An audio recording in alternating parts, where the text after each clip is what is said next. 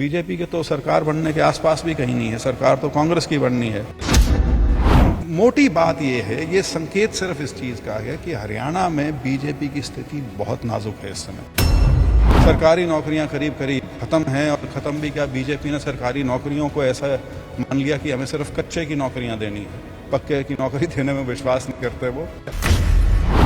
यहाँ तक कि हमारी फौज को भी कच्चे की नौकरी बना दिया है 4 साल की। नायब सैनी जी को तो एक क्या बोले, जिसके ऊपर ठीकरा फोड़ना है, वो तो उस तरह के लिए मेरे ख्याल से इस्तेमाल होगा उनके। कला में लोगों से मिल रहे हैं आप, क्या उनका रिस्पांस है दुष्यंत चौटाला जी के लिए? क्या उन्होंने 5 सालों में कुछ काम किया? देखिए, दुष्यंत चौटाला जी के बारे में तो लोग यहाँ बात ही नहीं कर रहे हैं, लेकिन इस समय वो राजनीतिक गणित से या चुनावी गणित से बिल्कुल बाहर है। अब प्रदेश जो है वो 2 राष्ट्रीय दल जो हैं, कांग्रेस और बीजेपी, उनके बीच मुकाबला है यहाँ पे। अब किसी क्षेत्रीय दल के लिए या किसी गठबंधन के लिए या किसी तीसरी पार्टी के लिए कम से कम इस चुनाव में तो कोई संभावना बिल्कुल नहीं है। हरियाणा विधानसभा चुनावों को अगर देखें तो लगातार बहुत सारी हॉट सीट्स हैं, और उसमें से एक सीट है जींद की उचाना कला, जहां से दुष्यंत चौटाला लड़ रहे हैं जेजेपी से, और अगर कांग्रेस की बात करें तो यहां से चौधरी बृजेंद्र सिंह लड़ रहे हैं, जो कि पूर्व में आईएएस अधिकारी भी रह चुके हैं। सर, बहुत बहुत स्वागत है डेली पोस्ट में आपका। बहुत कैसा कैंपेन चल रहा है, कैसा प्यार मिल रहा है? कैंपेन तो बहुत बढ़िया चल रहा है, बल्कि मेरा आप एक हिसाब से यदि कैंपेन कहें तो मैंने लोकसभा चुनाव के तुरंत बाद ही शुरू कर दिया था, करीब 18 जून के आसपास से। लेकिन अब क्योंकि उसके बाद टिकट्स फाइनलाइज हुई और कल जो था लास्ट डेट ऑफ विड्रॉल था नॉमिनेशंस का, अब पूरी तस्वीर साफ है। जो चुनाव मैदान में सारे उम्मीदवार हैं, तो कैंपेन अब एक नई गति से आगे बढ़ेगा। और अभी तक जो लोगों का रिस्पांस है वो गजब का है बिल्कुल। कांग्रेस के पक्ष में सिर्फ हवा नहीं, ऐसा लग रहा है आंधी चल रही है इस समय। और मेरी जो जानकारी है, ये सिर्फ अकेले उचाना या जींद जिले या कुछ आसपास के इलाकों में नहीं, बल्कि पूरे प्रदेश में ही करीब करीब यही माहौल है। जींद सर राजनीतिक राजधानी कहा जाता है हरियाणा की अगर बात करें, और यहाँ से जो खासकर उचाना कला की सीट है, जो भी यहाँ से बना है वो मंत्री जरूर बना है, चाहे हम चौधरी बृजेंद्र सिंह की बात करें या फिर दुष्यंत चौटाला की ही बात कर लेते हैं। आप एक लेगेसी आगे लेके जा रहे हैं अपने पिताजी की, कैसे देखते हैं? चुनौतियां क्या रहती हैं? नहीं, चुनौतियां तो लोगों की जो समस्याएं हैं वही हैं। बाकी जहां तक परिवार का सवाल है, तो पूरा इलाका जो है वो हमारा परिवार है। लेकिन हाँ, ये जरूर है कि मेरे पिताजी का 5 दशक से ज्यादा का राजनीतिक कार्यकाल रहा, जिसके अंदर करीब करीब कोई सभी पद ग्रहण किए उन्होंने, देश के कैबिनेट मिनिस्टर तक बने। तो ठीक है, उस नाते वो विरासत जरूर है। लेकिन मैं भी अपनी शिनाख्त बना के आया था आईएएस की नौकरी में आके, और मैंने वहां 21 साल दिए सरकार को, और उसके बाद फिर मैं राजनीति में 2019 में आया था, और अब इस विधानसभा में यहाँ पे हूँ। सांसद रहे सर, कैसा रहा कार्यकाल उस वक्त का? और एक सवाल ये भी है, बहुत सारे लोगों को इंटरेस्ट भी होगा इसमें, ब्यूरोक्रेसी ज्यादा इजी है या राजनीति? नहीं, ब्यूरोक्रेसी तो बहुत इजी है। ब्यूरोक्रेसी में घुसना बहुत मुश्किल है, लेकिन उसके बाद एक बार यदि आप कहें पदासीन हो जाते हैं, तो उसके बाद तो काफी सरल है। क्योंकि जिस प्रकार का दबाव या उम्मीद लोगों को अपने जनप्रतिनिधि से होती है, वो दबाव वहां पे सरकारी नौकरी में नहीं होता। तो वो तो एक फर्क है ही। इस बार हमने सर टिकटों के वितरण पर देखा कि नाराजगी बहुत हुई, चाहे कांग्रेस की बात हो या बीजेपी की बात हो।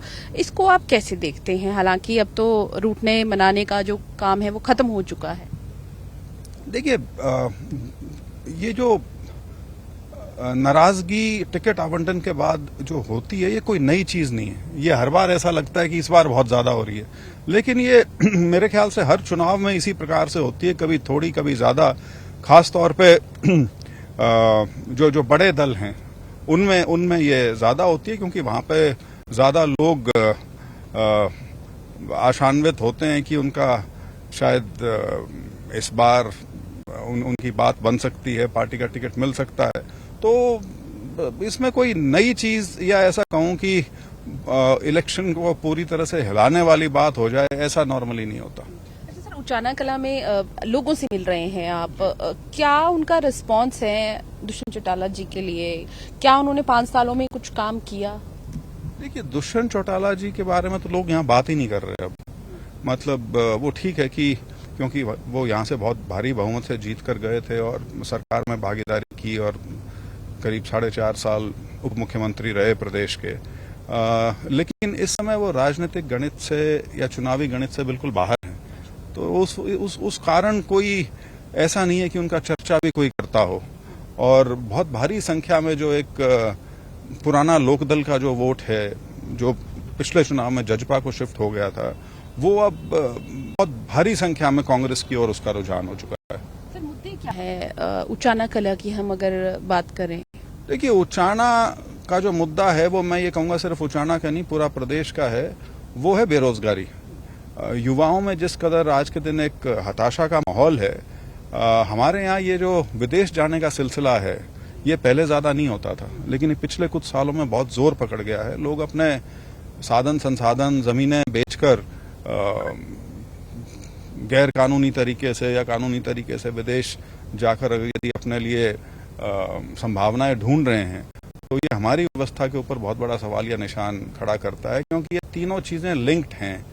कृषि थम गई है, उसमें कोई ग्रोथ है नहीं, बल्कि एक मैं कहूंगा रिग्रेशन शुरू हो चुका है, क्योंकि लैंड होल्डिंग्स बहुत छोटी हो गई हैं, परिवार बढ़ गए हैं। सरकारी नौकरियां करीब करीब खत्म हैं, और खत्म भी क्या, बीजेपी ने सरकारी नौकरियों को ऐसा मान लिया कि हमें सिर्फ कच्चे की नौकरियां देनी है, पक्के की नौकरी देने में विश्वास नहीं करते वो। यहाँ तक कि हमारी फौज को भी कच्चे की नौकरी बना दिया है 4 साल की। और तो कृषि में ठहराव, सरकारी रोजगार ना होना, और खास तौर पे इस इलाके में इंडस्ट्री की बिल्कुल एब्सेंस है। यहाँ पे इंडस्ट्री ना के बराबर है।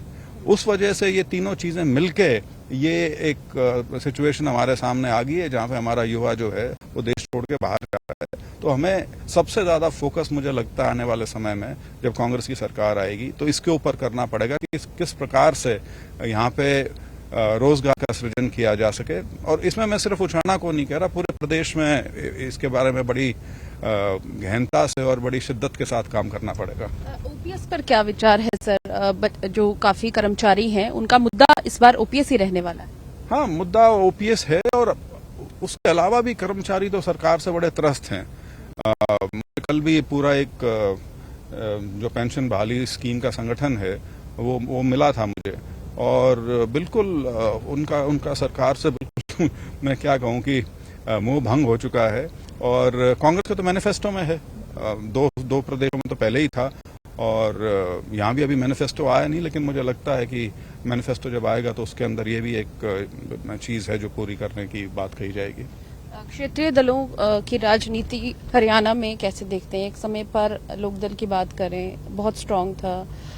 आज जिस तरीके की स्थिति उनकी हो गई है, एक सीट पर ही है उनके पास अगर हम बात करें, तो ऐसे में अब उन्होंने जो गठबंधन किया है, जिसमें हम बसपा की बात करें या जजपा ने एएसपी के साथ किया है, और सिरसा में ही लोपा ने भी किया है, लेकिन ये जो इस तरह के गठबंधन है, क्या ये अपने आप को किंग मेकर के तौर पर देखते हैं? आप ऐसा समझते हैं? नहीं, इस बार वो स्थिति बिल्कुल नहीं है। 2019 में जरूर ये परिस्थितियां कुछ ऐसी बन गई थी कि बीजेपी विरोध उस समय भी इतना ही था जितना 2024 में। 2024 में और ज्यादा प्रबल हो गया और संगठित हो गया। 2019 में संगठित नहीं था वो, इसलिए जहां पे उनको कांग्रेस मजबूत लगी, कांग्रेस को वोट दे दिया। जहां पे जजपा मजबूत लगी, जजपा को वोट दे दिया, और उसी कारण उनको 10 सीट भी यहां पे मिल गई। लेकिन आज की जो स्थिति है प्रदेश में, जैसे मैं उसको पढ़ पा रहा हूं, अब प्रदेश जो है वो 2 राष्ट्रीय दल जो हैं, कांग्रेस और बीजेपी, उनके बीच मुकाबला है यहाँ पे। अब किसी क्षेत्रीय दल के लिए या किसी गठबंधन के लिए या किसी तीसरी पार्टी के लिए कम से कम इस चुनाव में तो कोई संभावना बिल्कुल नहीं है, और आगे देखते हैं क्या क्या परिस्थितियां बनेंगी। 2 मुख्यमंत्री देखिए हरियाणा प्रदेश ने, नायब सैनी और मनोहर लाल जी, क्या उनके चेहरे पर लोग विश्वास करेंगे या पीएम मोदी के चेहरे पर ही इस बार वोट्स मांग? नहीं, इस बार तो जी चेहरे जो हैं वो सारे, मैं कहूँ, लोगों की नजरों में धूमिल हो चुके हैं। मोदी जी का वैसे भी लोकसभा में मैं मानता हूं बिल्कुल असर रहता है, इसी वजह से बीजेपी को 5 सीट यहां मिल भी गई। लेकिन प्रदेश के चुनाव में नहीं। और यदि मैं मोदी जी की बात करूं, जो उन्होंने कुरुक्षेत्र में भाषण दिया, वो बड़ा दिलचस्प था एक नजरिए से, कि वो ऐसा लगा जैसे 9.5 साल जो बीजेपी के शासन के थे वो उसको बुलाना चाहते हैं, और सिर्फ नायब सैनी जी का गुणगान उन्होंने किया, जबकि सरकार तो 9.5 साल किसी और ने चलाई थी। तो और नायब सैनी जी को जो इग्नोर किया मनोहर लाल जी, इग्नोर नहीं, वो उस पूरे पीरियड को बुलाना चाहते हैं जैसे कुछ था ही नहीं। और ऐसे प्रोजेक्ट किया गया कि नायब सैनी जी जैसे 10 साल से मुख्यमंत्री इस प्रदेश के चल रहे हो। तो वो इस चीज को दर्शाता है कि बहुत कमजोरी प्रदेश में जो बीजेपी की है, वो इनका जो शीर्ष नेतृत्व है वो भी उसको पूरी तरह से भांप चुका है। और नायब सैनी जी को तो शासन करने का तो मौका ही नहीं मिला। वो 12 या 13 मार्च को मुख्यमंत्री बने, 15 मार्च या 16 मार्च को मेरे ख्याल से कोड ऑफ कंडक्ट लग गया था, तो वो सारा पीरियड गया। लोकसभा के चुनाव खत्म हुए, उसके 1.5 महीने बाद, 1.5-2 महीने बाद विधानसभा चुनाव की घोषणा होगी। तो नायब सैनी जी कोई ये कहे कि उनकी कोई उपलब्धि है, ऐसा फिलहाल कुछ नहीं है। सिर्फ एक राजनीति की दृष्टि से कुछ जातिगत समीकरण साधने का एक प्रयास ये किया जा रहा है, और साथ ये प्रयास किया जा रहा है कि इन 6 महीनों में हम ये दिखाने की कोशिश करें कि उस 9.5 साल तो थे ही नहीं, क्योंकि इन 6 महीने में जो सारी सरकार की बड़ी चहेती स्कीम्स थी उनको रोल बैक करने की कोशिश तो मैं नहीं कहूंगा, लेकिन घोषणाएं जरूर की गई हैं। कोशिश करने का तो खैर समय ही नहीं मिला, क्योंकि कोड ऑफ कंडक्ट में ही चल रही है सरकार। तो इस तरह से वो नायब सैनी जी को तो एक क्या बोले, जिसके ऊपर ठीकरा फोड़ना है, वो तो उस तरह के लिए मेरे ख्याल से इस्तेमाल होगा उनका। सर, इसमें एक चीज ये भी कह सकते हैं कि जब आप बीजेपी में थे, आपने सुझाव दिए, आपने अपनी बातें रखी कि क्या प्रदेश में चल रहा है, एंटी इनकम्बेंसी हो रही है, कौन कौन सी नीतियां हैं जिन्हें बदला जाए, सारी चीजें। बल्कि हमने तो, मेरे पिताजी ने और मैंने तो ये चीजें पब्लिक प्लेटफॉर्म से भी कही हैं, और ये हम करीब 2 साल से कह रहे थे, और पार्टी अंदर खाने सारी चीजें मानती थी। सारी कमियां या जो गठबंधन से जिस प्रकार का नुकसान हो रहा था राजनीतिक तौर पे, उन सारी चीजों की हामी भरते थे, लेकिन उस पर कार्रवाई कभी नहीं की। कार्रवाई तब की जब मैंने पार्टी छोड़ी। जिस दिन मैंने पार्टी छोड़ी उसके 2 दिन बाद ही सारा बदलाव हो गया। गठबंधन भी खत्म हो गया, मुख्यमंत्री जी भी बदल दिए गए, कैबिनेट नहीं, मैं उसमें अपने आप को इतना बड़ा नहीं मानता कि वो मेरा वेट कर रहे थे, लेकिन वो घटनाक्रम जो हमारे गृह मंत्री जी शब्द इस्तेमाल करते हैं, क्रोनोलॉजी को समझिए। तो उस क्रोनोलॉजी को यदि समझे तो मेरे इस्तीफे के 1 हफ्ते के अंदर अंदर ये सारा घटनाक्रम हुआ। तो वो तो पार्टी को पता था कि स्थिति हमारी क्या है। अन्यथा 9.5 साल बाद कौन मुख्यमंत्री बदलता है? मतलब जिस मुख्यमंत्री के नाम से आपने 10 साल शासन किया है, उसी चेहरे के साथ आपको तीसरी टर्म के लिए जाना चाहिए था। अब स्थिति ये थी कि प्रधानमंत्री जी का फंक्शन था, और जो बैकड्रॉप था स्टेज का, मेन बैकड्रॉप, उस पे मनोहर लाल खट्टर जी की तस्वीर तक नहीं थी। तो ये दर्शाता है आपको कि जो मैंने कहा कि वो 9.5 साल को भुलाना चाहते हैं कि वो थे भी। अच्छा, मुख्यमंत्री की बात करें, अगर चेहरे की बात करते हैं, भाजपा ने पहले प्रोजेक्ट कर दिया नायब सैनी। कांग्रेस में कई जगहों पर भूपेंद्र सिंह हुड्डा का नाम चल रहा है, कहीं कुमारी शैलजा के जो समर्थक है वो उन्हें चाहते हैं। तो ऐसे में मुख्यमंत्री का चेहरा कौन होगा? नहीं, मुख्यमंत्री का चेहरा तो देखिए, मेरे ख्याल से नायब सैनी जी भी कोई घोषित चेहरा तो नहीं है। एक बार कुछ घोषणा सी की थी, लेकिन उसके बाद से उस चीज को थोड़ा खींचना शुरू कर दिया, क्योंकि और बहुत बड़े बड़े नेता हैं जो इस महत्वाकांक्षा में हैं कि उनका भी नंबर आ सके। अनिल विज जी की बात करें, अनिल विज जी हैं, राव इंद्रजीत जी हैं, सारे बहुत बड़े बड़े नेता हैं। लेकिन फिलहाल तो स्थिति यह है कि बीजेपी के तो सरकार बनने के आसपास भी कहीं नहीं है। सरकार तो कांग्रेस की बननी है, और कांग्रेस में बहुत वरिष्ठ नेता हैं, और कांग्रेस की जो परिपाटी रही है वो तो यही है कि जब चुनाव में जाते हैं तो कोई घोषित चेहरा नहीं होता, और उसके बाद नतीजे जब आ जाएंगे उसके बाद फैसला लिया जाएगा। में आपको लगता है सर, सीनियोरिटी के हिसाब से विज साहब को मिलना चाहिए था जो मान सम्मान वो नहीं मिला? नहीं, अब तो ये जग जाहिर है कि बीजेपी में सीनियोरिटी का कोई मायने ही नहीं है। इसलिए कोई बहुत वरिष्ठ यदि है और वो ये सोचे कि मुझे पद भी मुझे मेरी वरिष्ठता के अनुसार मिलेगा, उसको तो पार्टी ने बिल्कुल दरकिनार कर दिया है। राजस्थान में पहली बार के एमएलए को मुख्यमंत्री बना दिया, और राजस्थान हरियाणा वाला किस्सा नहीं है कि यहाँ पे सरकार पहली बार बनी थी 2014 में। राजस्थान में बीजेपी एक स्थापित पार्टी है, बहुत बहुत बार सरकार बना चुकी है, बहुत सीनियर नेता हैं वहां पे, 7-7, 8-8 बार के एमएलए हैं, मंत्री 10 साल 15 साल रहे हैं। उन सबको दरकिनार करके एक बिल्कुल फर्स्ट टाइम एमएलए को उन्होंने मुख्यमंत्री बनाया। करीब करीब ऐसा ही उन्होंने मध्य प्रदेश में भी किया। तो वो सीनियरिटी का तो कॉन्सेप्ट बीजेपी में मुझे नहीं लगता कि है, और शायद वो इसलिए है कि वो नहीं चाहते कि कोई भी मजबूत या स्थापित नेता पार्टी में भारी पड़ जाए। कांग्रेस की बात करें सर, कहा यह जाता है, भूपेंद्र सिंह हुड्डा हमेशा कहते हैं कि बहुत डेमोक्रेसी है हमारी पार्टी में, जिसको जो कहना है वो कह सकते हैं, है ना। तो चर्चाएं ये भी थी सर बीच में कि चौधरी बीरेंद्र सिंह भी जो है इस लाइन में है मुख्यमंत्री बनने के। नहीं, देखिए, चौधरी बीरेंद्र सिंह, जब मैं राजनीति में आया और मुझे लोकसभा का टिकट मिला, उन्होंने तभी घोषणा कर दी थी कि वो राजनीति में पूरी तरह से सक्रिय रहेंगे, लेकिन इलेक्टोरल पॉलिटिक्स में अब वो नहीं है। तो मेरे ख्याल से उन्होंने जो कहा उसमें सब कुछ कवर हो जाता है। पर मुख्यमंत्री तो जरूरी नहीं है सर। नहीं, बिना इलेक्टोरल पॉलिटिक्स के मुख्यमंत्री का चेहरा बनना या उस तरह की बात सोचना, मेरे ख्याल से वो तर्कसंगत नहीं रहता। राहुल गांधी जी जिस तरीके की स्टेटमेंट्स उनकी विदेश से आ रही हैं, उस पर बहुत बयानबाजी हो रही है। आपने केंद्रीय राज्य मंत्री रविंदर बिट्टू का बयान सुना होगा, आतंकी तक कह दिया। यहां तक कि महाराष्ट्र के एक एमएलए ने कहा कि जो उनकी जीभ काटेगा मैं उन्हें 11 लाख रुपए दे दूंगा। इस तरीके से एक हम कहें कि बयानबाजी होना और इस तरीके की धमकियां देना एक नेता को आप कैसे देखते हैं? ये बदलाव है जो आप देख रहे हैं। जिस नेता को कल तक ये तिरस्कृत करते थे और उसको हंसी का पात्र बनाते थे, और उस नैरेटिव को वो काफी सफलता से फैला भी पाए देश में, अब हालत ये होगी कि उससे डर लगने लग गया है।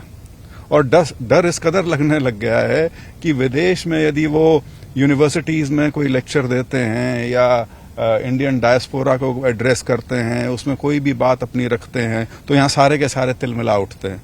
तो बहुत फर्क है आज से 1.5-2 साल पहले में और अब में, जिस प्रकार से अब भारतीय जनता पार्टी को राहुल गांधी का खौफ सता रहा है। अन्यथा पहले इस तरह की तो बातें वो करते नहीं थे, वो मजाक में बात करते थे, लेकिन अब उन्हें उनकी असली जो कद्र है वो समझ में आनी शुरू हुई है।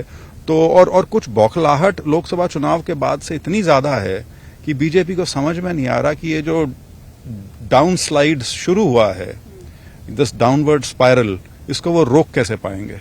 क्योंकि यूपी में जो जिस प्रकार का नतीजा आया है वो विधानसभा में रिपीट अगर हुआ तो बीजेपी के लिए तो बहुत मुश्किल समय आने वाला है आगे। लेकिन बिट्टू जी की स्टेटमेंट सर, जिन्होंने उन्हें एमपी की टिकट भी दिलाई जब वो कांग्रेस में थे।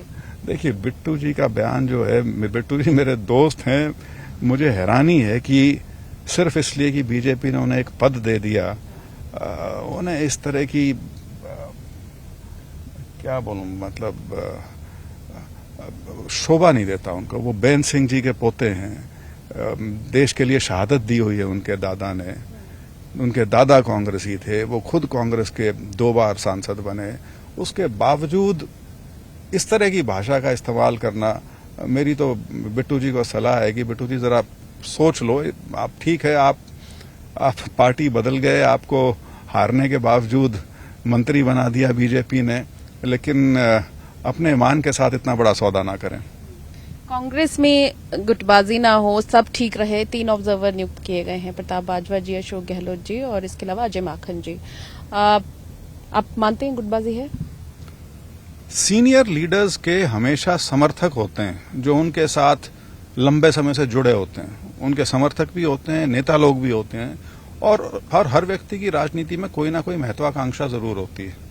तो उस नाते लोग हमेशा अपने आदमी को या अपने नेता को आगे करने का प्रयास करते हैं। तो उसको यदि आप गुट की संज्ञा देना चाहें तो दे लें, क्योंकि कांग्रेस बहुत पुरानी पार्टी है, शासन की पार्टी रही है। बहुत लोग ऐसे हैं जो सीनियरिटी के नाते बहुत सीनियर हो चुके हैं, तो उस नाते है। लेकिन अब लोकसभा का चुनाव था, यही स्थिति तब भी थी, लेकिन जब चुनाव आया तो सारी पार्टी इकट्ठा होकर लड़ रही थी। और मुझे पूरा विश्वास है कि अभी भी जो चुनाव असेंबली के जो हैं उसमें भी पूरी पार्टी इकट्ठा होकर चुनाव लड़ेगी। एकजुटता से चुनाव लड़ा। हाँ, बिल्कुल एकजुटता से चुनाव लड़ा जाएगा। इसके अलावा सर सिरसा में आपने देखा होगा इस वक्त जो बयान एक गोपाल कांडा जी का बड़ा वायरल हो रहा है कि मैं सरकार हैट्रिक करेगी और हम सरकार बनाएंगे, यानी कि उन्होंने बीजेपी का समर्थन किया है। बीजेपी ने भी बीते दिन अपने जो नामांकन है वहां से प्रत्याशी उन्होंने वापस ले लिया है। अभय चौटाला प्रेस कॉन्फ्रेंस करते हैं, कहते हैं कि आगे का जो फैसला है हम मीटिंग करके करेंगे कि बीजेपी का इनका साथ देना है या नहीं देना है। इस तरीके की पॉलिटिक्स को क्या कहेंगे? नौटंकी। ये पॉलिटिक्स थोड़ी है, तमाशा बना रखा है राजनीति का। बिल्कुल एक इतनी धूमिल पृष्ठभूमि वाले व्यक्ति से आप इतना दबते हैं या उसका इतना प्रभाव मानते हैं कि आप अपना खुद का ऑफिशियल कैंडिडेट विड्रॉ करते हैं। आपने 3 दिन पहले तक उसी के साथ समझौता जो आप चलाए हुए थे, उस समझौते को दरकिनार करते हुए उसको टिकट नहीं दिया, सारी बात थी। अपना कैंडिडेट आपने उतारा, लेकिन आप में इतनी कमजोरी है कि आपने बिल्कुल लास्ट डेट पर अपना कैंडिडेट का नाम विड्रॉ करके उसको समर्थन की घोषणा कर दी। अब मोटी बात यह है, ये संकेत सिर्फ इस चीज का है कि हरियाणा में बीजेपी की स्थिति बहुत नाजुक है इस समय, और ये सिर्फ उसकी एक मैनिफेस्टेशन है। ये जो सिरसा वाला जो किस्सा हुआ है कांडा जी वाला, और बीजेपी ने जो कैंडिडेट विड्रॉ किया है, एक पार्टी जो 10 साल से शासन में रही हो किसी प्रदेश में, उसके साथ नौबत ये आ जाए कि उसके पास कैंडिडेट ना हो, सारी कहानी उसके अंदर साफ हो जाती है। अभय चौटाला जी अपने आप को मुख्यमंत्री प्रोजेक्ट कर रहे हैं। हाँ, उन्होंने ये भी कहा था कि अगला मुख्यमंत्री उचाना से हो सकता है, बीजेपी इनका INLD का। तो यहाँ तो समझ में नहीं आया, यहाँ उनके पास कैंडिडेट ही नहीं था। उन्होंने एक इंडिपेंडेंट को लास्ट डे पे पार्टी का सिंबल देके अपना कैंडिडेट बनाया। एक MLA की पार्टी है, तो ठीक है, मतलब आदमी को सपना तो देखना चाहिए, लेकिन यथार्थ जो है वो तो सबको पता है। अच्छा सर, सवाल ये भी है, हरियाणा की राजनीति में 3 लालों का बहुत बड़ा जो है योगदान रहा है, चाहे चौधरी देवीलाल हो, बंसीलाल जी हो, भजन लाल हो, आपके परिवार का भी एक बड़ा योगदान है इस हरियाणा की राजनीति में। कितनी ज्यादा जिम्मेदारियां सभी की बढ़ जाती हैं अपनी फैमिली की उसी लेगेसी को आगे बढ़ाना, और दूसरी चीज इन तीनों ही लालों की जो आगे संतानें हैं या उनकी पॉलिटिक्स को, उनकी नीतियों को क्या ये आगे ले जाने में कामयाब हुए हैं?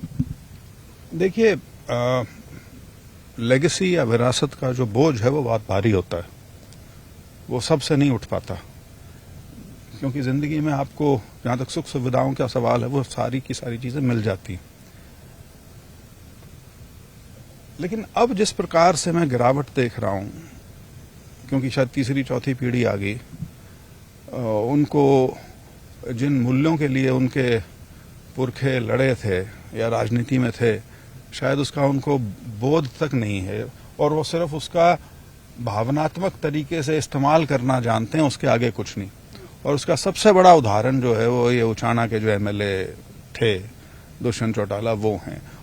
उनमें लोगों ने देवीलाल की छवि देखी थी, इतना उनको नेता बनने के रास्ते पे उन्होंने डाल दिया था लोगों। हो गया उचाना वालों के साथ? उचाना के साथ नहीं जी, उन्होंने तो पूरे अपना जो पूरा उनकी जो पार्टी थी, जो पूरा, क्योंकि पूरा लोकदल करीब करीब JJP में शिफ्ट हो गया था, तो उन सबके साथ एक विश्वासघात हुआ है। उचाना के लोगों के साथ तो विशेष तौर पे ज्यादा, क्योंकि यहां से उन्होंने 47,000 की जीत यहां से उनको मिली थी। बहुत लोगों ने सम्मान और प्यार उनको दिया था। लेकिन वो जो आप लेगेसी की बात कर रहे हैं, वो उनके लिए लेगेसी सिर्फ अपना स्वार्थ साधने तक सीमित। इसी प्रकार से अब मेरे तो संबंध अच्छे हैं, चाहे वो कुलदीप जी हों या किरण जी और श्रुति हों, लेकिन सिमट गया है सब कुछ। ये वोट आपको नहीं लगता इनेलो में ट्रांसफर हो जाएंगे? नहीं, इस बार सारा का सारा वोट जो है बीजेपी विरोध का वोट है, और वो कांग्रेस में आ रहा है। आप इस हल्के में भी घूम के देखेंगे, आपको उसकी पूरी तस्वीर मिलेगी। सर, जींद में विधानसभा है 5 और उम्मीदवार सभी पार्टीज ने खड़े किए हैं। कंपटीशन सभी में कैसे देखते हैं, और खासकर 2 सीटें यहां से सबसे ज्यादा हॉट सीट है, एक उचाना कला और एक जुलाना। वैसे तो पूरा जींद जिला जो है वो हॉट जिला है, राजनीतिक तौर पर, जैसे आपने शुरुआत में कहा था कि राजनीति का केंद्र है। जींद में मैं नाम नहीं लूंगा सीट का, लेकिन मुझे नहीं लगता एक सीट को छोड़ के कहीं लंबा चौड़ा मुकाबला है। एक सीट पे मुकाबला है, बाकी 4 सीटें तो क्लियर है यहाँ पे। समीकरण कितने हैं? नहीं, समीकरण तो 5 सीटों पे जो मुकाबला है वो बीजेपी वर्सेस कांग्रेस है, उसमें तीसरा कोई नहीं है। निर्दलीय भी नहीं? नहीं, निर्दलीय तो जैसे जैसे इलेक्शन बढ़ता है फेड अवे हो जाएंगे सारे के सारे। मुकाबला बीजेपी और कांग्रेस का ही रहेगा। आम आदमी पार्टी इस बार से तीसरे विकल्प के तौर पर लड़ रही है? नहीं, वो फिलहाल हरियाणा में वो कोई विकल्प नहीं है। राष्ट्रीय इस्तीफे के बाद कोई फर्क पड़ेगा? नहीं, हरियाणा से उसका क्या वास्ता हो। दिल्ली के मुख्यमंत्री हैं, दिल्ली के मुख्यमंत्री पद से इस्तीफा दें, दिल्ली वाले जाने हरियाणा में, हरियाणा को आएंगे ना सर अभी, और हरियाणा के लाल कहते हैं अपने आप को। नहीं, हरियाणा में पहले ही बहुत लाल हैं तो मेरे ख्याल से कम इस चुनाव में नहीं। आम आदमी पार्टी के पास एक समय में मौका था कुछ बढ़ने का राजनीतिक तौर पे, वो उन्होंने खो दिया। बहुत बहुत शुक्रिया सर बातचीत करने के लिए। तो ये थे हमारे साथ चौधरी बृजेंद्र सिंह, जिन्होंने तमाम सवालों का जवाब दिया, खासकर वो सवाल जो हर किसी के मन में है। और इस बार का जो मुकाबला है, हालांकि समीकरण उन्होंने कहे हैं कि एक सीट नाम नहीं लिया, वो शायद थोड़ी सी फंसी हुई है, लेकिन इसके अलावा बाकी विधानसभा सीटों पर कांग्रेस ही जीतेगी, ये इनका कहना है। और इसके अलावा कौन कौन से मुद्दे रहने वाले हैं और किस तरीके से समीकरण हरियाणा में रहेंगे, इस बारे में भी जानकारी दी। कैमरा पर्सन गुरविंदर के साथ पूजा वर्मा, डेली पोस्ट पंजाब, हरियाणा, हिमाचल।